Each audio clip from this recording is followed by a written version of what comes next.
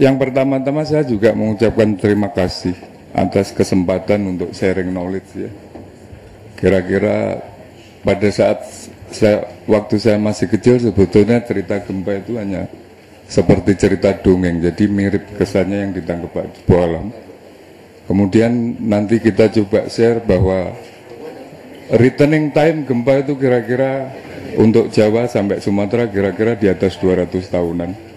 Jadi akan sangat wajar ada satu generasi itu akan lacking knowledge. Dan Indonesia merdeka kira-kira tahun 1945. Pada saat itu catatan Belanda kira-kira dia mulai mencatat sekitar 1800-an. Itu mungkin pada saat itu masih zaman kerajaan, jadi belum ada konsep negara, sehingga sangat wajar kalau kita sebetulnya awareness kita pada tahun 90-an juga pada saat kita mau gempa juga sebetulnya sangat sedikit. Banyak orang yang enggak antara ya dan tidak, apakah kita memang negara gempa atau tidak. Oke, mungkin untuk menyingkat waktu saya langsung presentasi saja. Ini sebetulnya pernah saya sampaikan di depan staf khusus pada waktu pertemuan yang pertama. Artinya saya mencoba mengajak kira-kira dalam rangka upaya untuk men-trigger awareness kita. Ini tadi sudah dijelaskan oleh Pak Dhani sebetulnya. Artinya simbol ini saya terus kira-kira ajakan kita untuk agak lebih wise, untuk merenung lagi.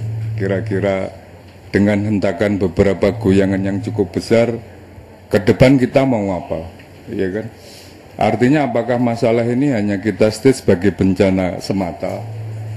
Saya pikir bencana dan tingkah laku investasi akan sangat punya erat kaitannya, sehingga pada saat kita bisa tahu kira-kira daerah yang punya potensi, rasanya segala bentuk investasi rasanya harus dicoba untuk dikaitkan kepada potensi bahaya yang boleh jadi akan kita punyai. Oke. Ini saya pikir sudah dijelaskan oleh Pak Dhani. Saya nggak pengen menjelaskan lagi, ini adalah kondisi regional tektonik di Indonesia. Kemudian kalau kita tarik secara geologi, kira-kira ada yang namanya bidang batas. Mulai setelah gempa Aceh mulai populer bahwa orang di TV mulai ngomong tentang tektonik, plate boundary segala macam, yang sebetulnya kita duduk di sini juga benua itu tetap berdinamika, artinya dia jalan. Ya kan, kita bisa membayangkan kita punya per pada saat zaman dulu SMA kita dijelaskan tentang gaya pegas. Sebetulnya logika gempa adalah seperti itu. Jadi gempa esensinya adalah peristiwa mekanika. Pada saat kita bisa mengukur kira-kira berapa sih laju perjalanan dari benua yang tabrakan tadi, rasanya kita akan bisa memperkirakan kira-kira kapan kita akan dihentak gempa, ya kan? Oke. Nah, ini kira-kira gambaran produksi dari ini tadi. Jadi ada dinamika, suatu saat dia memang akan pecah, kemudian dia akan berproduksi. Ya, seperti inilah kenyataan kita gitu. Pada saat tahun 70-an, 80-an mungkin orang hal-hal yang gini rasanya tidak cukup populer. Sehingga pada saat kita menjelaskan ya kayak nasib keroncong zaman sekarang sebetulnya. Artinya kita menyanyi mendayu-dayu, yang lain malah tidur atau yang lain pergi ke kafe mendengarkan jenis musik yang lain, ya kan? Ini saya ulang kembali tentang histori yang sempat kita kumpulkan. Ini secara prinsip sudah diceritakan oleh Pak Dhani, jadi saya pengen mencermati yang gede-gede ini saja. Saya kumpulkan mulai dari tahun 1900 sampai 2005 setelah kita punya gempa Nias. Oke. Nah, ini kondisi data yang kita punya.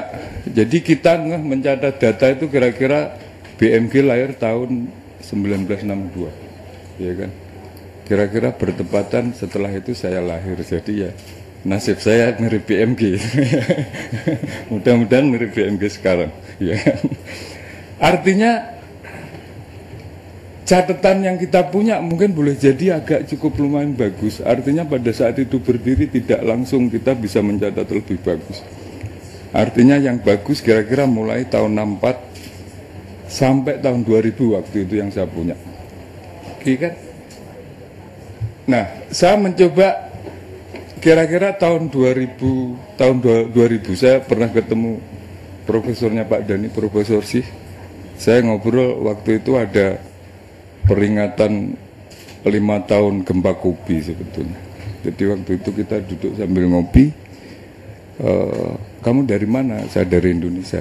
Kok enggak riset Indonesia? Orang saya sekolah yang biayai Jepang, saya bilang gitu kan. Berarti mau nggak mau ya saya harus bekerja untuk Jepang. Saya nggak punya pilihan, tapi mungkin knowledge ini bisa saya capture, saya coba saya share untuk orang-orang saya. Tapi pada saat itu tercetus bahwa kalau ataupun saya pengen riset tentang Indonesia sometime ya, saya mencoba pengen mencermati opening crack yang terjadi antara Jawa dan Sumatera sebetulnya. Artinya dia tanya, kok kamu interest di sana? Saya bilang, ibu kota saya itu dekat dengan opening crack gitu. Kira-kira kalau dia sempat goyang, apakah investasi juga akan aman? Sebetulnya latar belakangnya itu, ya kan? Setelah itu saya balik ke Indonesia, saya mencoba ngeliat, ya kan? Kira-kira karena lacking knowledge kita, apakah lacking knowledge kita itu masih bisa di-capture dengan kondisi data yang dicatat mulai dari tahun 64 sampai 2000-an. Oke. Kira-kira kalau saya modelkan seperti inilah. Ini yang diceritakan Pak Dhani tadi. Jadi saya summary-kan dalam bentuk statistikal. Yang saya pakai adalah dari tahun awal mula kita mencatat gempa itu agak lumayan bagus sampai tahun 99. Yang pertama adalah saya pengen supaya analisa saya tidak terkamuflase oleh data tahun 2000 di Sumatera. Kira-kira seperti apa kalau kita map, ya kan? Ini kemudian saya cek dengan data yang saya pakai untuk membangun model.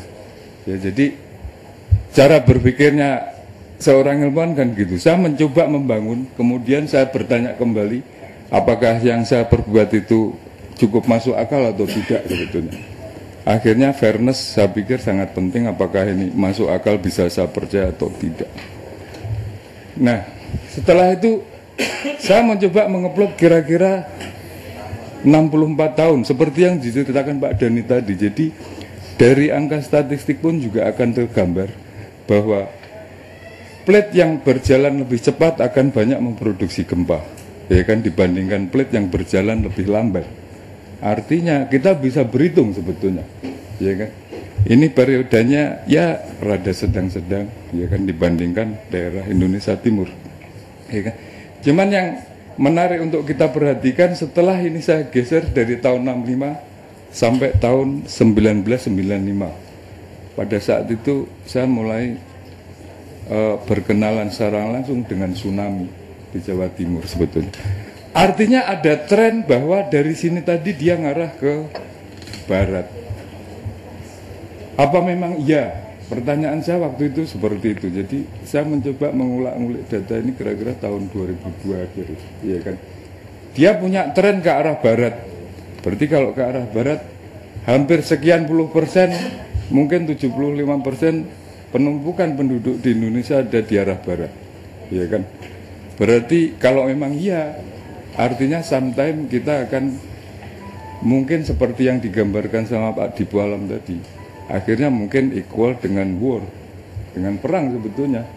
Tapi pada saat itu kalau saya ngomong seperti itu, mana ada orang yang percaya sebetulnya. Karena lacking knowledge sebetulnya kita cukup jauh. Jadi setelah 45 kita merdeka, sampai tahun 80